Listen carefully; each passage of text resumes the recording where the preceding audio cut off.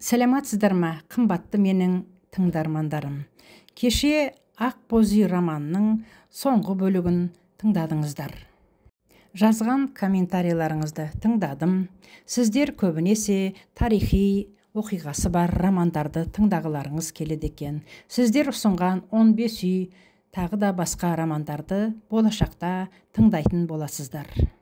Ал бүгін сіздер қазақ вальсінің королі Шәмші Қалдаяқов туралы әңгіме эссе тыңдайтын боласыздар. Әңгіме өте тартымды, қызықты және де сіздерге тағы да ой салатын болады. Шалқыған шәуілдір. Біз ауылдан шыққалы біраз уақыт болды. Көкем екеуміз күн шыға торы төбел атқа мінгенбіз. Қазір күн арқан бойы көтерілген. Бағытымыз, баратын жеріміз отырар төбе Арыстанбап. Көкем көптен айтып қоймай, құлағымды сасытып, саған мектепке барғанға дейін отырар төбе мен Арыстанбапты бір көрсетпесем, менің Қалдаяқ атым өшсін деп ант су ішетін.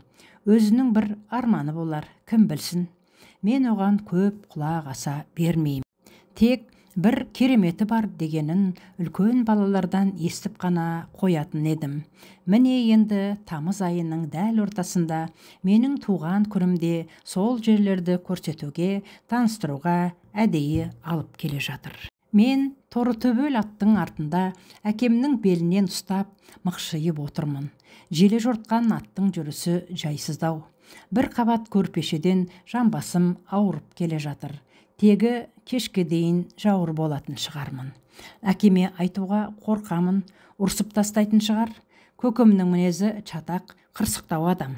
Біреу-міреуді жақтырмай қалса, әй-шайға қарамай, темірдей шапалағымен тартып жіберетіні бар.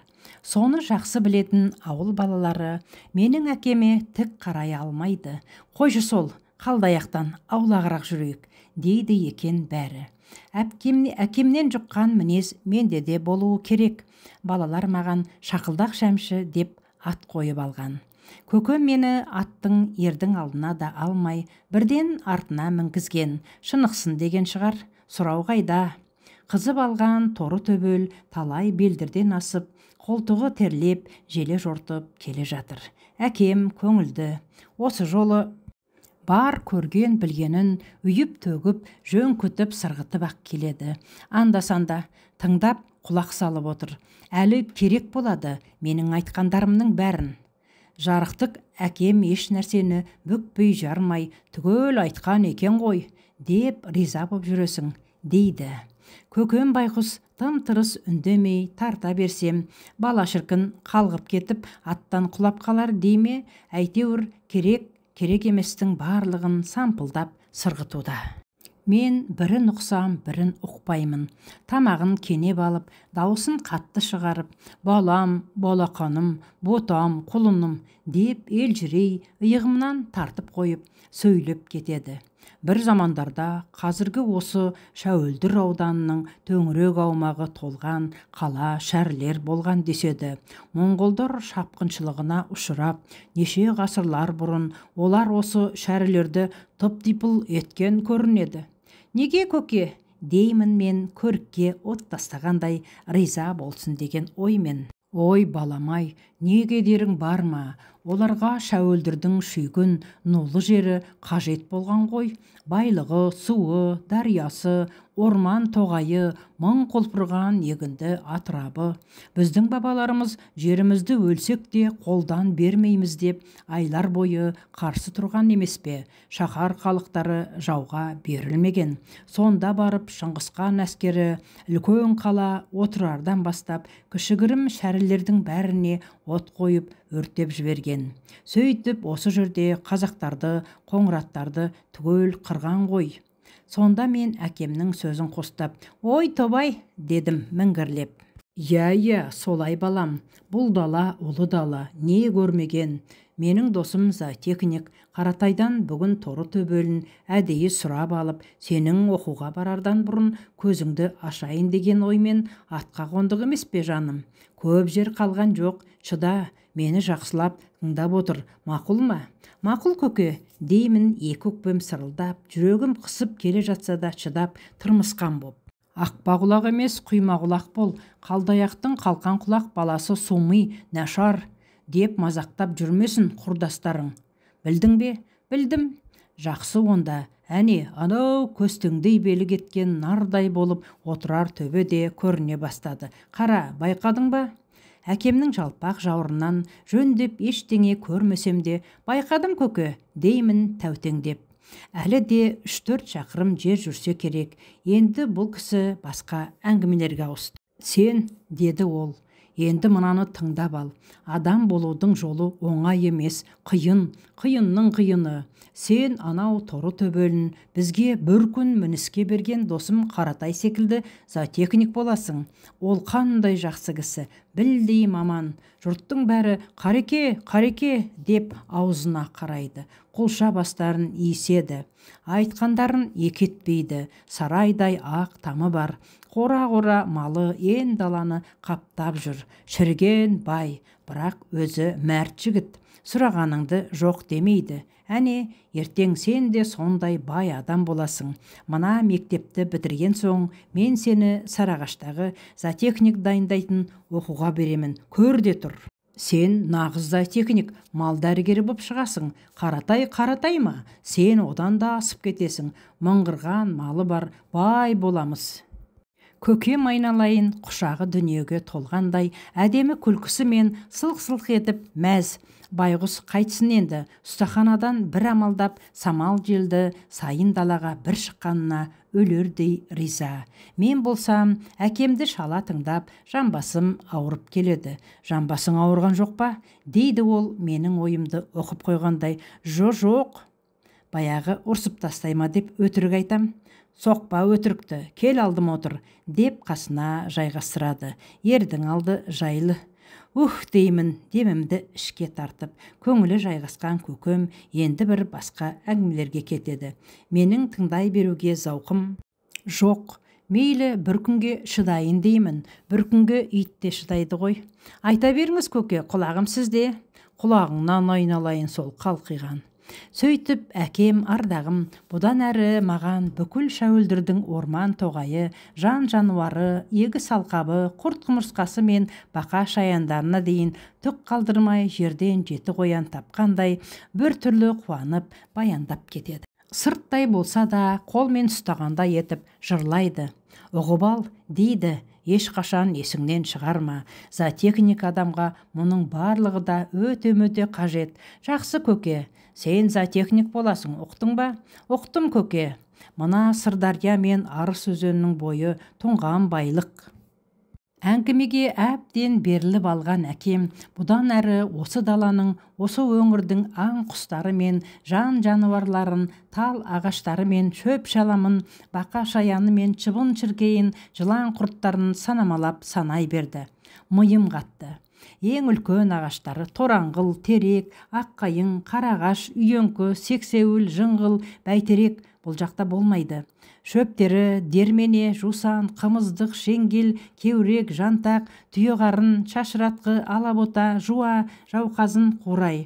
Құстары қырғауыл, сауысқан, қараторғай, бозторғай, қарға, бүркіт, ителгі, лашын, тұйғын, қырғи, күйкентай, байғыз, үкі, жылқышы құс, бұлбұл, кекілік, бөдене, молда торғай. Жабайы жануарларға қасқыр, шошқа, шибөрі, киік, қоян, қабан, жылан, шаян, кесіртке, қарақұрт. Қарақұртты құмда жайылып жүрген қой жесе, семіріп, құйрығы керсендей болады балам. Оны да біліп қой. Бір кезде шыдамымның таусылғаны сондай, көзім қарауытып, басым айналып, өлдім көке, деп торы төбелден жерге құлай кеттім. Әйтеуір сәске түсте отырар төбенің етегіне өліп талып жетсек те бізге сол жетіп жатыр. Аузыма қымыран құйып, су беріп, тірілтіп алған әкем шын мәнісінде аллалап, еңкілдеп, жылап, отырар төбенің үстіне мені арқалап алып шыққан еді. Тас қып жұмған көзімді әзер аштым. Күннің аптап ыстығы дарияның құрағындай шекеме кеп сарт етті. Орнымнан әзер тұрдым. Менен бір күнде зоотехник жасап шығармақ болған қалдаяқ ұста отырарға өшкен қаланың орнына осылай алып келген еді. Бұл 1936 жылдың тамызы болатын. Әне, деді әкем айнала көз жүгіртіп тұрып, есіміз кірген шақта. Әнеки, көрмейсің бе? Қарасаңшы қалқам, айтпадым ба, жаңа осылай келе жатқанда. Мынау ат чаптырым үлкен, байтақ төбе, кешегі бір замандағы отырар шаһары. Бұзған, талқандаған, өртеген кімдер? Моңғолдар, Шыңғысханның әскерлері. Иә, көріп тұрмын, бірақ көп нәрсеге түсінбеймін. Үлкен кісіге бәрі айдан анық сияқты. Қол созып, алыс-алыс аймақтардағы биік-биік төбелерді көрсетеді. Анау күнбатыста жатқан алтын төбе, Көкмардан, Байылдыр, Рабат, Дүртөбе, Сүткен, Шөлтөбе деп шұбыртып ала жөнеледі. Өзінің көп білетіне тіпті риза сияқты. Кеудесін керіп, орамалымен бетін желпіп қойып, тыңдап тұрма дегендей маған қарайды. Менің халім шамалы. Көп ұқпасам да, иә-ға басып, бас изей берем. Амал қанша? Бұдан кейін біз торы төбелге қайта мініп, отырардан 3-4 шақырым жердегі Арыстанбап кесенесіне келдік. Ат болдырған. Әкем су ішкізіп, жем беріп болған соң атты ағашқа байлап қойды. Манадан бері тіпті күні бойы бұлбұлдай сайрап, миымды құрт қылған әкемнің үні әулиенің басына келгенде сап тыйылды. Батыр, кесек тұлғалы, кісі май қайыңдай майысты. Мінәжат етті. Құранға қол жайды. Көздерінен неге екені қайдам мөлтілдеп жас ақты. Қайта-қайта бетін сипай береді. Күні бойы жорғасына мініп, намаздыгер намазшам болғанда ауылымызға, түйе зауытқа әзер жетіп, чаршап, құлай кеттім. Шешемнің, баланы өлтіріпсің ғой сорлы, сонша сүйреп, деген сөздері сақ құлағыма еміс-еміс естіліп жатты. 2-3 күн дым ішпей, төсек тартып, қара үйдің ішінде жазда көрпе жамылып, ауырып қалдым. 1 қыркүйекте мектепке бардым. Ұстарамен тап-тақыр ғып шашымды алдырған. Өзімше әдемімін дейтін ақ сары жүзіме қалқан құлағым ербейіп жарасып тұрған жоқ. Кішкентай тұлым шаштары бұрымданып қалған қарагөз қыздарға қарап қымсына беремін. Ұяламын бір түрлі. Мектеп деген қам кесек кірпіштен қаланған, төбесі қамыспен жабылған ұзынша там екен. Бөлмесін класс дейді екен. Кірдік ішке. Үлкен қара текемет төсеп қойыпты.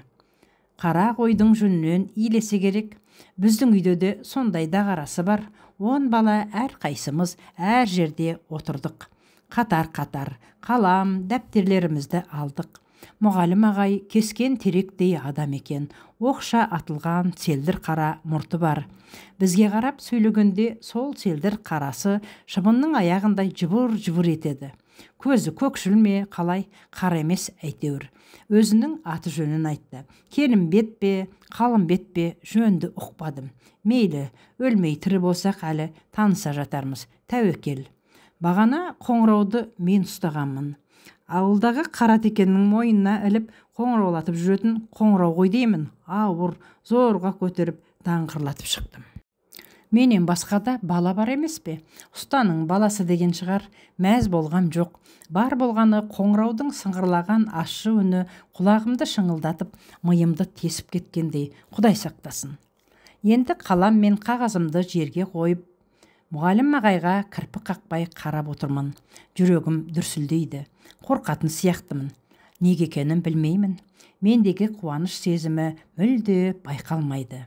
Ағай оқудың мән жайын түсіндірді. 1 класста барлық әріптермен таныстырып, олардың қалай жазылатынын көрсетпек. Сөйтіп бүгінгі алғаш табалдырық аттаған мектепке көңілім толған жоқ.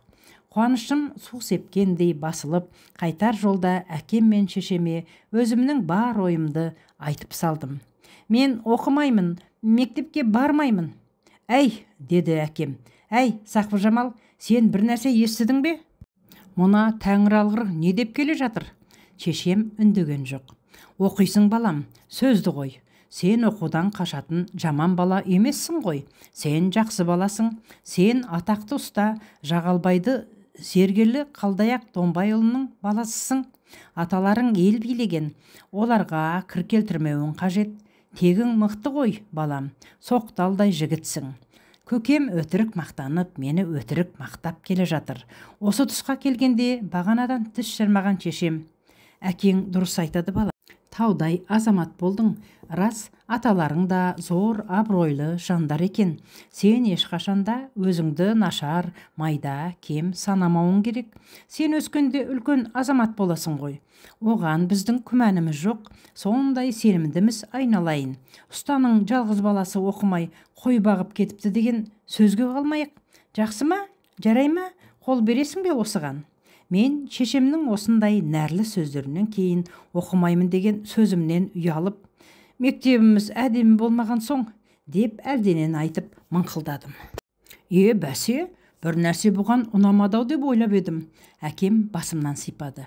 Мектептерің әлі-ақ жөнделіп, ақ сарайдай болады. Мынау уақытша ғой. Мен үшін алғашқы қоңырау осылай қызықсыз біткен еді. Қазақтың қуырдақтың көкесін түйе сойғанда көресің деген сөзі бар. Мені сүндетке отырғызатын болды. Сүндет осы кезге дейін талай естіп, мезі еткен бір пәлекет.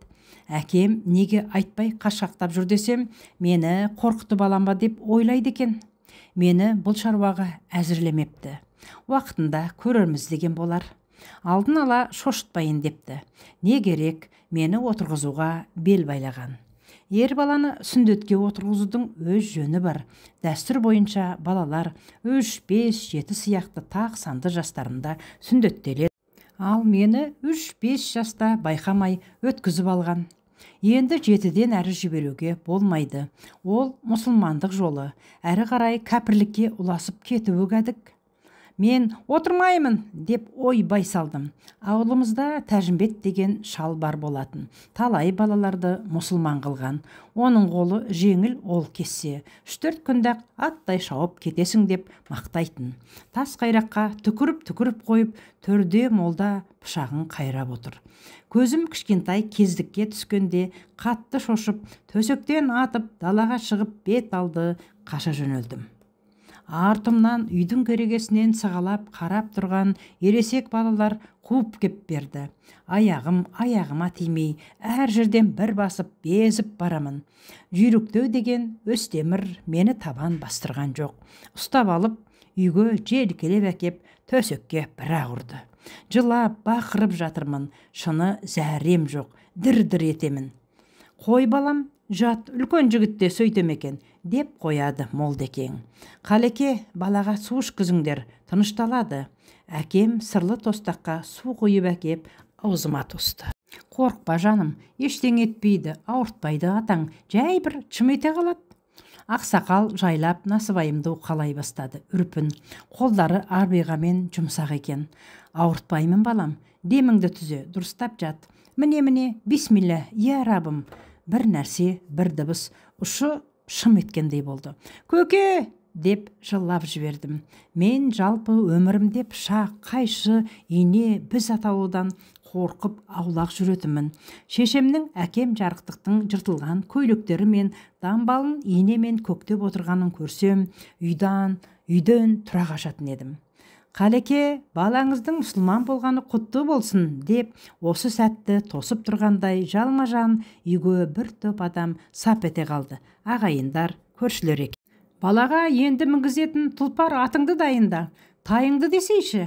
Мейлі, сүндетке отырған балаға ат мінгізу салтымыз ғой. Бәрібір ғой, есек қодық болса да. Тәйт, айтып тұрғаның не?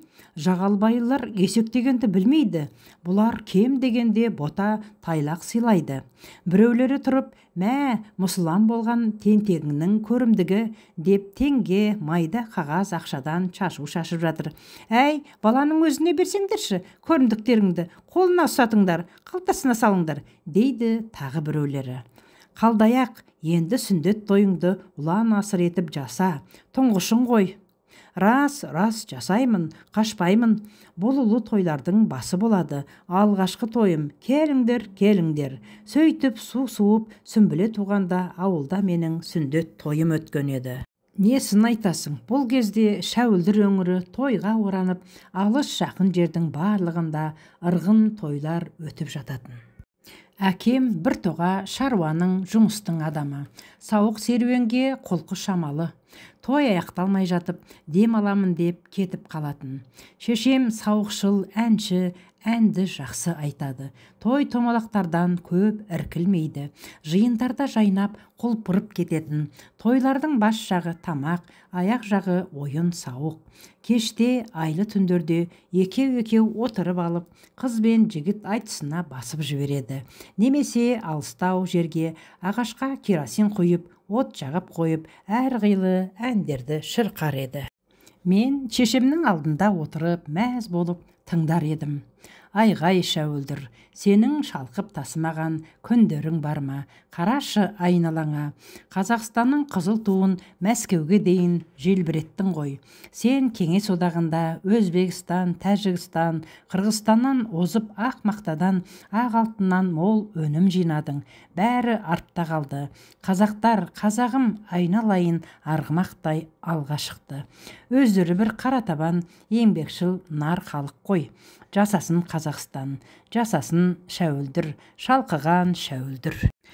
Үлкендердің осындай қуанышты, көңілді, айғайға шат болған күндерінде мен сол той думан ойын сауықтардың бірінен де қалмаушы едім. Мені өлең әндер тербейтін, ұлан байтақ кең дала әнге бөлінетін, әнге оранатын. Аспан толы жұлдыздар бейне бір боз торғай әнін салып тұрғандай, жердегі Шәуілдірдегі қазақтармен қосылып, жымың-жымың күліп жарқылдар еді. Аспан көк, жер әлем бәрі бір ғажап өлең боп кететін. Тыңдай беремін. Айтыстарда, әсіресе қыз бен жігіт айтысында, шешем қыздардың жанына келіп, оларға өлең үйретіп отырар еді. Жеңіліп бара жатса, өзінің ашық даусымен қыздар жағына шығып, жеңіп мәртебесін өсіретін. Қыздар болса, соңында жігіттерге орамал, әтір, сабын сыйлайтын. Байқап назар қойғанға бәрі қызық, бәрі тамаша. Бос араба дегенде бос араба, Ташкен барып келеді осы араға. Өлеңіңді айт отыр, аяу құрбым, неге келдің сандалып жиын тойға? Ендеше аузын буған түйедей боп, кетпейсің бе еліңе қарақайға? Ауыл сырты топ шеңгелге келсең кел, топ шеңгелге келерде, өзіңе өзің сенсең кел. Бұл қыз-келіншектердің назы ғой. Ақ қурай, қызыл қурай, жігітті қыздауылға сыбай қылғай. Әкесін ала жаздай ауру қылып, шешесін есінмейтін саңырау қылғай. Қарасу есік алды түбің лай, бітеді емен ағаш жарға құлай. Елдерден таңдап алған сұлуымен айрылсам жүре алмаспын жылай. Алма ағаштың гүліндей ай, текеметтің түріндей. Өтіп өмір бара жатыр, сізбен бізге білінбей ай.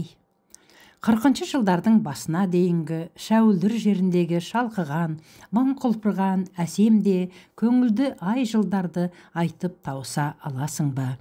Жан дүниемізге, тұла бойымызға сиқырлы саз боп сіңген еді ғой. Мектептен келгеннен кейінгі менің ермегім домбыра, мандолина болды. Кітап, дәптерлерімнің бетіне бір қараймындағы, одан әрі тынбай дыңғырлататыным мандолина. Көңілім көтеріліп, жаным сергіп, рахатқа батамын. Мені өзге еш нәрсе алаңдатпайды, мазаламайды. Тарта бергім келеді, тарта беремін. Ауылда айтылатын өлең әндер, тіпті оларды әлдекімнің ойлап тапқаны, көкейден шығарғаны емес, өзім тауып алып, жорғалатып, тыңқылдатып, сымпылдатып, құйқылжататын сияқтымын. Қарындастарым, кішкентай Райхан мен Раушан, тұлым шаштары желбіреп, қасыма келеді. Ойнағалы келсе қалады, ойнамаса үйден қуып шығамын. Олар, Шәмшаға, апамыз бен көкемізге сабақ оқымағаныңызды айтамыз, деп мазаны алады. Мейлі, мен олардан ешқандай қорықпаймын да. Көкем жұмыстан шаршап келіп, шай пайын ішіп болған соң, Ал қане әкел дәптерлеріңді көрейін дегенде қорықпау қайда. Бірақ әкем жөн жозықсыз ұрса бермейді. Менің балам зәтехник болады деп жастыққа шалқая кетіп, біраздан кейін қорылдап ұйқыға кететін. Айналайын әкем.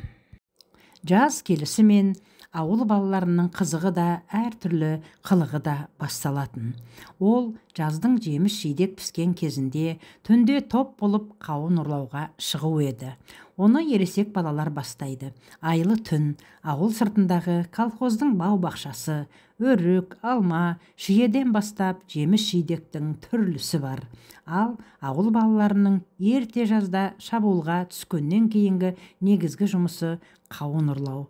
Қауын қарбыз шілде айының аяғында пісіп, пышақ тиіп кетсе, қарс-қарс жарылады. Қауын қарбыз көп қиындықсыз адамға берген оңай олжасы, сәлемдемесі сияқты. Оған үлкен де, кіші де бір қарқ болып іштерінің ыстықтарын басады. Диқанға, бағбанға берген Алланың, табиғаттың нәпақа несібесі. Оған тарынбау керек. Балалар ұрлап жатса, оған қысым көрсетуге болмайды. Жеміс жидек, қауын қарбыз кішкентай жасөспірімдерге қажет нәрсе, денсаулықтарын түзейді. Осы тұспалы әңгімелерді естіп алған жеткіншектер айлы, айсыз түндерде 10-15 боп жиналып, колхоздың қауын қарбызына жойқын жорыққа шығады да, ауылдың түбіндегі биік өскен қабыстардың ішіне әкеліп шөппен жауып тастайды. Қалған күндер сол несібені білдірмей күйсеп жеп жатамыз. Күйсеп жеу қайда? Қауын ұрлаған күннің ертеңіне үйді тінту басталады. Бау-бақша қожайыны қарауыл шал бақырып шақырып, балаларды аттан түспей қамшының астына алып тырқылдатып қуады. Біз бір-бірімізге алаңдамай басымыз ауған жаққа жөнейміз. Өлдім талдым деп жалтарып құтылып кетеміз. Тал, жыңғыл, биік өскен шөптердің арасына тығылып қаламыз. Қорықшы, ертең мектепке барғанда әкелеріңді танытармын, тоқтай тұрыңдар, пір атқандар, деп бұлқан талқан ашуланады да, қара жорға атына қамшы басып, үйіне қайтады. Бұғып тығылып жатқан біздер әр бұтаның түбінен бастарымызды қылтитып, жауды жайратқандай өзара мәз боп құшақтасып, ойнап күліп, үйдейімізге тараймыз. Қайран, балалығай десеңші, сондағы мерейі тасып шалқыған шәуілдірдің кескін келбетін бүгіндері көз алдыңа зорға әрең елестетесің. Келесі тақырып: соғыс деген не нәрсе? Балалар, сендер әрине соғыс дегеннің не екенін білмейсіңдер ғой. Білмей-ақ қойыңдар. Мен білемін, айтайын, бірақ еш қорықпаңдар. Осы қазір екінші дүниежүзілік соғыс деп жүр ғой. Кешегі 1941 жылы басталып, 1945 жылы біткен соғысты. Үлкендермен қатар біздер, балалар, не қиындық көрмедік. Ол кезде мен 11 жаста едім. Ауылдың үлкендері балаларға естірмей керман, кеңеспен соғысқа қатты әзірленіп жатқан көрінеді. Не болар екен? Деп өзара күбірлесіп сыбырласатын. Біз аңқау балалар түкке түсінбей, оларға жалтақ қарап аң-таң қалатынбыз. Соғыс бір күні жаз айында сол сұмдық сөз ауыл аймақты шарлап кетті. Аспан жерге құлағандай болды. Ел жұрт азан-қазан, есеңгіреген біреу, жау дұшпан біздің елге соғыс ашыпты. Енді еркек кіндіктінің баршасы тайлы тұяғы қалмай отан қорғауға кететін көрінеді. Әйелдер, балалар жағы жылау, сықтау, немісті қарғау, атың өшкірлер тыныш жатқан елде несі бар, не әкелерінің құны бар. Түйе зауыттан 20 еркек тізімге алынып, соғысқа аттануға дайындалып жатты. Алғашқылардың бірі болып менің әкем Қалдаяқ Домбаев жазылғанға ұқсайды. Темір ұсталығын өткізіп, белін бекем буынып, қабағынан қар жауып, отан, Сталин деп айғай салған екен. Сонда бір қауым жұрт, молодец, Қалдаяқ, молодец, мынау герой болмай қайтпайды деп мысқылдап, мазақтап, жер тепкілеген ғой. Расында біздің әкей соғысқа Ертеңіне бүкіл ауыл жұрты болып ат арбаға мінген 20 батырды темір станциясына қарай улап-шулап, бала-шаға ойбайлап, жылап-сықтап шығарып салдық. Әкем бізге «Жыламаңдар» деп ұрысқан. «Жыласаңдар, мен соғыстан қайтпай қаламын. Жауды жайратып, жыландай үндеріне қуып тығамыз. Сен енді шәмші жігіт болдың. Үй ішіне қарас», деді мені құшақтап, көтеріп алып, бетімнен, маңдайымнан, құлағымнан шөп-шөп сүйіп. «Жылама, ешқашан жылаушы болма, мақұл ма?» «Мақұл», дедім. «Еш жерде, еш уақытта жыламаймын, көке». «Жақсы, келістік, уәделестік». Әкем мені жерге нық түсірді де, алшаң басып, аттылы арбалардың соңынан ілесіп, жүгіріп кетті. Артына қараған жоқ. Жол жүргенде артына бұрылып, қайырылып қарамау әкемнің серті болатын. Бәлкім халықтың ырымы болар, жалтақтай берсең жолың оңалмайды деген. Өзі атқа қонса артына қарамайтын. Оны бізге де ұқтырып, нығыздап отырушы еді. Кім біледі енді, соғыстан қайтама, жоқ па? Ойбай, не дегеніңіз бар? Арада 3-4 күн өтпей-ақ әкем Қалдаяқ Домбаев соғыстан аман есен 12 мүшесі түгел қоржын қапшығын арқалап, жұмбақ адамдай маңқиып үйге келіп тұр. Біз шешеміз, 2 кішкентай Райхан мен Раушан, үшеуміз түкке түсінбей, не күлерімізді, не жыларымызды білмей аң-таңбыз. Әкем біртүрлі, қуанышы да жоқ емес. «Я», деді. «Я, мені жолдан алып қалды. Қалдаяқ ұста ауылға да қажет. Оған бұрын беріледі. Оның ұстаханадағы еңбегі соғыста фашисті жойғанмен барабар. Түйе зауыттың барлық шаруашылығы сенің мойныңда», деді. Қалдаяқ байғұс сол тапсырманы орындаймын деп, енді күндіз-түні ұстаханадан шықпады. Қашан көрсең көрікті 15-16-дағы балаларға бастырып, өзі дамбалшаң қара терге түсіп, балға мен темірді соққылап, орақ, кетпен, айыр, қолара арбаның дөңгелектерін жасап жатқаны. Дем алмайтын. Дем алса, бір шелек салқын суды басынан аударып құя салатында 5 минут отырып демін басар еді. Аяйсың, бірақ амал не? Тыныстауға мұрша жоқ. Шаруашылықтың бар тірлігі менің көкеме қарап тұр ғой. Бір жағынан әкемнің күштілігіне мақтанатын сияқтымын. «Қараңдаршы», деймін балаларға, «менің көкем нағыз батыр ғой. Қапсағай тұлғасы, балуан белдірі мен балтадай қолдары, кере қарыс маңдайы мен қолағаштай мұрны, салпиған үлкен еріндері, кең танауы, қасқырдың көздеріндей отты көздері, керіскедей ұзын сан, балтыр аяқтары. Қойшы әйтеуір, көкемді сондай байрақты батырға ұқсатамын ғой». Өзім қатарлы балаларға осылай деп мақтансам деймін дағы, өзімді-өзім әзер тоқтатып, олардың әкелерінің соғыста қан кешіп, оқ пен оттың ортасында жүргенін ойлап, тез сап тыйылар едім. Олай етсем ақмақтық болады ғой, ақылсыздық емес пе? Балалар онсыз да менен аяқтарын тартатын, әкесі жанында деп. Оларға еш зорлық зомбылық жасамасам да, желке шашым тікірейіп, қоқайып жүретінім рас. Соғыстың алғашқы жылдарынан ақ майданнан әр үйге қара қағаз келіп жатты.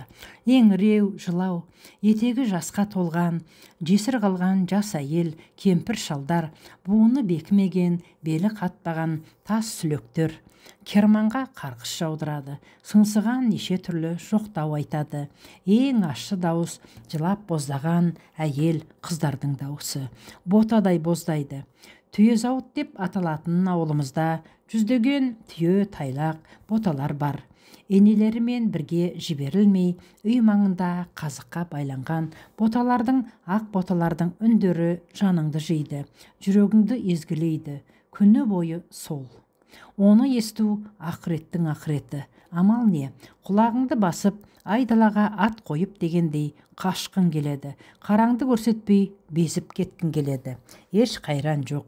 Байланған иттей көндігеді екенсің. Шынтағыңды тістей алмайсың ғой. Сондай қара қағаз алған көрші үйдің өзім қатарлы баласы Есентаймен бір күні ойда жоқта төбелесіп қалғаным бар. Бітімі ойдақ-сойдақ, өңкүйген, басы қауғадай, көздері мысықтың көзіндей, неге екенін білмеймін. маған үнемі көз алартып жүретін. Әкей соғысқа бармай қалған соң маған жауындай қарайтын. Мені көрсе жағымнан ұстай алып, көкең қасыңда болған соң мақтанасың ғой, дейтін. Мен бұл бәлеқордан аулақ жүрейін, абырой бермес деп қашамын. Ол қуады. Ұзынтұра табан қақтырмай ұстап алып, төбемнен бір қояды. Ол кезде мен де қарап тұра алмаймын. Тас түйін жұдырығыммен құлақ шекеден зыңғытып періп жіберемін. Әлгі мыңқымсыған дорақ далаң етіп, аяғы аспаннан келіп ойбайға басады. Мен зытып беремін. Бұл жолы зыта алмай қалдым. Жанымызда бала қоразды таластырғандай ыржалаңдаған найсаптар ұстап алып, ұстаханадағы әкеме ертіп келгенін қайтейін. Балаңыз тентек екен, дейді біреуі. Сотқар ғой, бұзық өзі, әліне қарамай. Есентайдай өгізді бір ұрғанда жалпасынан түсірді емес пе? Құлағынан қан кетті. Әкем байғұс ұялғандай қалбалақтап, қойыңдар, деп Есентайдың басынан сипап, құлағын ұстап, жақсы балалар, ұрысып төбелеспейді. Өй бәтшағарлар-ай, Есентай ақылды, жақсы жігіт. Менің жаман жәудір көзімді бір байқайын деген ғой. Мен мұнымен үйге барған соң апасының іні қарындастарының алдында сөйлесейін. Ер шекіспей, бекіспейді деген, деді. Екеуің әлі-ақ достасып кетесіңдер. Сендерге не жетпейді ұрсатын, қызталақтар. Кел, кешірдік деп қол алысыңдар, дейді. Есентай екеуміз томсырайып, біраз тұрдық та қол алысып құшақтастық. Балалар араша болған әкеге онша риза еместей үйдейлеріне тарап кетті. Кейін Есентай екеуміз дос болып алдық. Соғыстың қиыншылығы ма, ол уақытта жас жеткіншектер көп төбелесетін. Мектепте сабақта түк білмегендей тып-тыныш отырып, сыртқа шыға бере, үйге қайтарда ал кеп жағалас. Жаға жыртыс, мұрын қанату, көз көгерту, тіс сындыру. Кім күшті, кім зор, кім дәу, жатқан зорлық, күш сынасу. Мен бәрінен қашамын. Дедектеп үйге қарай жүгіре жөнелемін. Өйткені көкем ешкіммен ұрыспай тентек балалардан аулақ жүруімді ескертіп қойған. Оның үстіне ұрыс керісті өзімде жек көремін, қаламаймын. Кейде қорқақ, қоян жүрек, бейшара деп мазақтай бергенде жыным кеп айқаса кететінім өтірік емес. Қалақтай қолымды көтеріп аттан салатыным бар. Ұрыс төбелестің аяғы соғыс ойынына жоқ, нағыз соғыстың өзіне ұласады. Екі жақ боламыз. Ауылдың түстігінде тұратын балалар бір жақ, терістігінде балалар бір жақ. Қолдарымызда жұдырықтай бос кесек, шыбық, таяқ, сынған бұталар. Уыралап шабуылға шығамыз. Екі жақ бір-бірімен қоян қолтық таяп кеп, сартта сұрт, бас көзге тиіспей, ауырмайтын жерден бір-бір періп, ит жығыс боп, жеңбей, жеңілмей, сілеміз қатқанша алысып, борпылдақ топыраққа аунаймыз. Үсті басқа, киім кешекке, жыртылар, былғанар деп қарау жоқ. Соғыс күшейе келе, біздің ойындарымыз да нағыз қырғын сүргінге айналады. Неге дейсіз ғой? Неге деріңіз бар ма? Біз жеткіншектер ашпыз. Ауыл ше, қариялар, үлкен кіші, бала шаға, барлығы да аш жалаңаш. Күн суық, қар қалың, мектеп уақытша жабылған. Үйді жылтатын отын жоқ, айналадағы тал терек, мүйізінен айырылған тоқал ешкідей. Жұрт там-тұмдап, мақтаның қозапаясын тамызық қып, шайпайын зорға қайнатып ішеді. Дегенмен әр үйде көже қатығына қосып нәр қылар, сүтін беретін бұзаулы сиыры бар, нан жоқ. Себебі бидай, арпа, жүгері, тары, күнжіт соғысқа кетеді де, бізге сүт, айран, сүзбе, құрт үлеске қалады. Күндіз түні ішкен жегенің ағарған болған соң шек қарының қатып, ішіңнен құмалақта түспейді. Дәретке отырғың келеді, бірақ тастай пәле сыртқа ұмтылмайды. Қолыңды түкіріктеп, саусағыңмен тартсаң да желімдеп қойғандай. Өлдім талдым дегенде 4-5 күнде бір құмалақ. Өкіметтің балашағаға деп беретін 2-3 қадақ есептеулі бидай, арпа жүгерісі ешкімді жарытпайды. Жарытып аста болмайды. Қуырып, диірменге тартып, талқан жасап, айранға шалаптайсың. Сонсоң не оңсын? Баланың қарны. Кейбір жағдайы жоқ отбасыларда кемпір шалы, кәрі құртаңы айла жасап, бидайды қуырады да, сойған қойдың жүні қалың терісінің үстіне шашып тастайды екен. Кішкентай балдырғандар соны кішкентай саусақтарымен шұқып теріп жеймін деп күн ұзақ әуре болса керек. Уыстап қытырлатып жеуге аз там-тұм. Сонда ауылда қалған ақсақалдар, сақалдары тарам-тарам, жасқа толып, атың өшкір қу соғыс, атың өшсін. Кім ойлап тапты екен бұл соғысты деп зар мұңын айтып, Құдайға жылайды екен. 5 уақыт намаздарын оқуды ұмытпай, Аллахқа жалынып, жалбарынатын құсайды. Күн жылынғаннан кейін наурыз айында мектебімізге оқуға қайта бардық. Бізді ауданнан жаяу қатынап келіп, Күміс деген бір апай оқытатын, бастауыш класты бітіретін жылымыз. Бастауыш класты бітіріп, жоғарғы 5 класқа өтерде оқу қабілетіңді сүзіп, сынайтын көпір сынақ, емтихан зәремізді алған. Ол қандай болады деп, күндіз күлкі, түнде ұйқыдан айырылдық. Қазақ тілінен, есептен, соң өлеңнен ән сабағы деген болатын. Мейлі, тәуекел, менің түкте дайындығым жоқ. Әкем дөкей, темір ұстасы, оқу білмеді деп мектептен шығарып көрсін. Өзімше күштімін, бірақ мұнымды әкеме білдірмеймін. Жайдақ жүріс қыңырлығым бар. Сынақта 2 мұғалім отырды. Бірі қазақ тілінен беретін Жидегүл апай, келесі соғысқа кеткен алғашқы ағайдың орнын басқан ауылдағы бухгалтер шал. Кластағы 10 шақты ұлдан тілдей қағазға сұрақтар жазылған, билеттерді қолға ұстап, қарап, ішіндегі сұрақтарға жауап береміз. Бұндайды бұрын соңды естімеген, көрмеген біз, байғұстар аяқ қолдарымыз дір-дір етіп, білгенімізді мінгірлеп, аузымызды зорға ашамыз. Махамбет Өтемісұлының ереулі атқа ер салмай деген тақпағы келді маған. Жаттап алғамын. Ой, бір судыраттым ғой. Ереуіл атқа ер салмай, егеулі найза қолға алмай. Еңкі жер шалмай, қоңыр салқын төск алмай, тебінгі жерге шірімей, терлігі майдай ерімей, алты-малта ас болмай, өзіңнен туған жас бала, сақалы шығып жат болмай, ат үстінде күн көрмей, ашаршылық шөл көрмей, арып ашып жол көрмей, өзегі талып ет жемей, ер төсектен безінбей, ұлы түске ұрынбай, түн қатып жүріп түс қашпай, тебінгі теріс тағынбай, темір қазық жастанбай, қу толағай бастанбай, ерлердің ісі бітер ме? Бейне өзім батыр болып кеткендей дүбірлетіп. Барамын ғой. Жидегүл апай мені айғайлап жүріп, әзер тоқтатты. Сөйтсем, мен көзімді тарс жұмып алып, соңқылдап тұр екем. Қазақ тілінен кейін қосу, алу, көбейту, бөлу, көркем жазу, сызу, сурет салу, дене шынықтыру сабақтарының бәрінен қойшы 4 жыл оқығандарымызды пысықтау екен ғой, сынақ, емтихан дегендеріңіз. Түк емес, үйге 5 алып, бөркім қазандай боп келсем, қарындастарым мұрындарынан су ағып жылап отыр. Оқу миларына кірмейді, көзгі сынға қаласыңдар депті. Оларды жалмажан жұбатып, әр тапсырманы түсіндіріп жатырмын. Тура енді өзім мұғалім сияқтымын. Қызық сабақ 5 класста басталды. Ол география пәні болатын.